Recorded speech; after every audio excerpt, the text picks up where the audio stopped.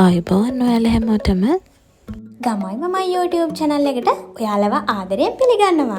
අද මම ඔයාලට අරගෙන ආවේ කැඩෙන්නේ නැතුව, බැරදින්නේ නැතුව කඩේ විදිහටම හදාගන්න පුළුවන් රසම රස කට්ලට් රෙසිපි එකක්.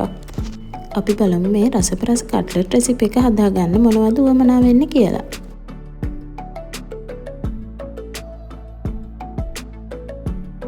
ඔයාලා මෙන්න මේ දේවල් ටික සූදානම් කරගන්න.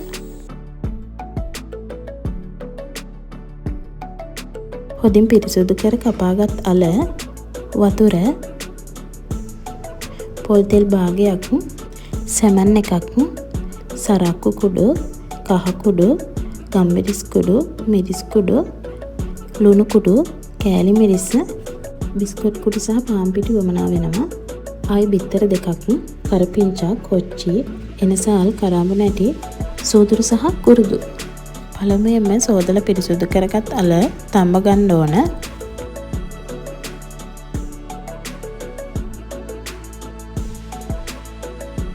වතුර ටිකක් සහ ලුණු ටිකක් දාලා හොඳින් තම්බ ගන්න. අලයක තැම්බෙනකන් අපි අනිත් දේවල් සූදානම් කරගමු. කරපිංචා, කොච්චි, ලුණු හීනියට කපා ගන්න ඕන. ඔයාලත් මේ විදිහට සිහින්න කපා ගන්න. ඔයාලා මේ දේවල් ලොකුවට කපා ගන්න එපා. එතකොට කට්ලට් පුපුරන්න බලනවා.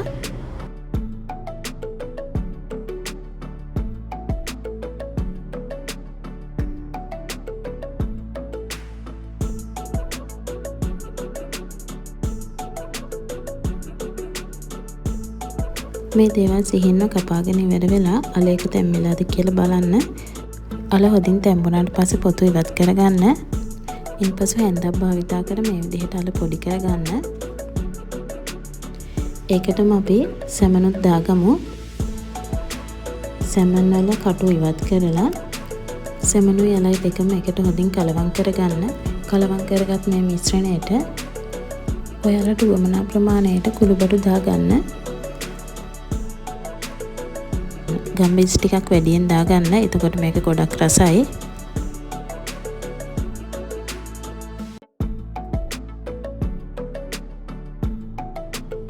කුළුබඩු ටික දාගත්තට පස්සේ හොඳින් කලවම් කරන්න.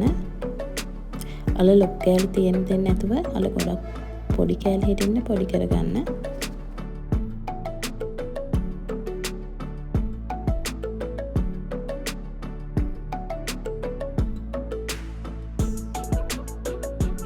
ඉන්පසු තාච්චියක් ලිපේ තියලා ඒකට පොල් තෙල් මේස ඇති දෙකක් පමණ දාගන්න. තෙල් ටික හොඳින් රත් වුණාට පස්සේ ඒකට කුරුදු ටිකයි අපි කපාගත්ත කරපිංචා, ලුණු, කොච්චි ඒ ටික දාගන්න. පොඩි කරගත් සූදුරු කුඩු ටිකත් මේකටම දාගන්න. මේ ටික බැදීගෙන යනකොට හොඳ සුවඳක් එනවා. ලුණු ටික රන්වන් පාට වෙනකොට අපි හදාගත් අල සැමන් මිශ්‍රණෙත් මේකටම දාගන්න.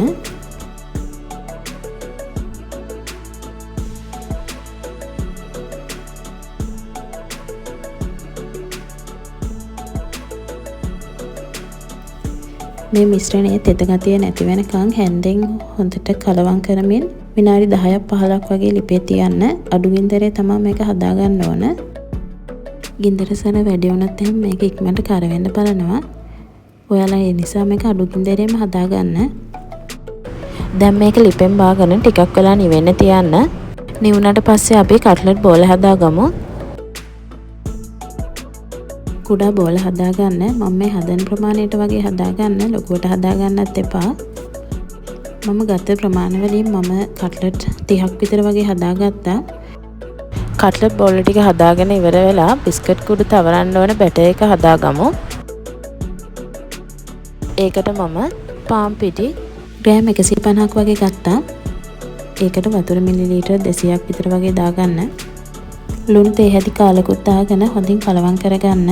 බිත්තර දෙකත් ඔයාලා මේකටම දාගන්න.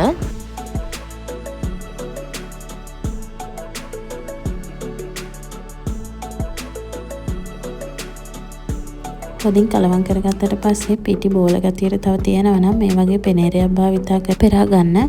ඊට පස්සේ තියෙන්නේ කට්ලට් බෝල වල බිස්කට් කුඩු තවර ගන්න. පළමුවෙන්ම මේ කට්ලට් බෝල පාන් පිටි වල තවර ගන්න. එතකොට මේක කැඩෙන්නේ නැහැ. හොඳට ඝනකමට ක්‍රිස්පි ගතියට තියෙනවා.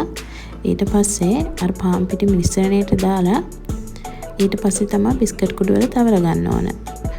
ඔයාලත් මේ විදිහට බිස්කට් කුඩු වල තවර ගන්න.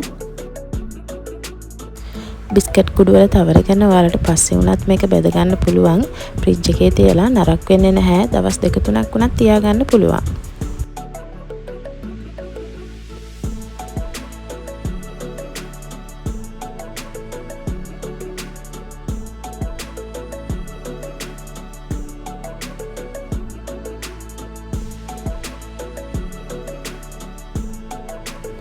දැන් තියෙන මේ කට්ලට් ටික ගැඹුරු තෙලේ වැද ගන්න. ඒකට තාච්චියක් ලිපේ තියලා පොල් තෙල් ටික දාලා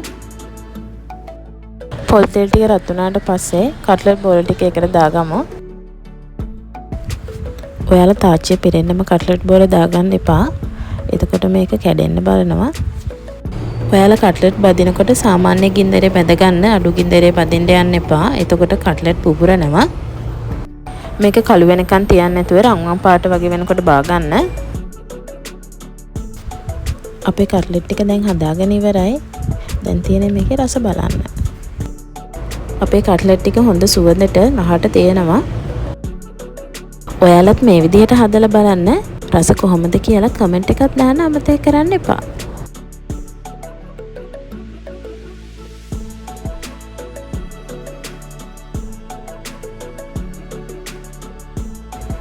මේ වගේ වීඩියෝ දිගටම බලා ගන්න කැමති ඔයාලා ළමයි මම YouTube channel එක subscribe කරලා තියාගන්න.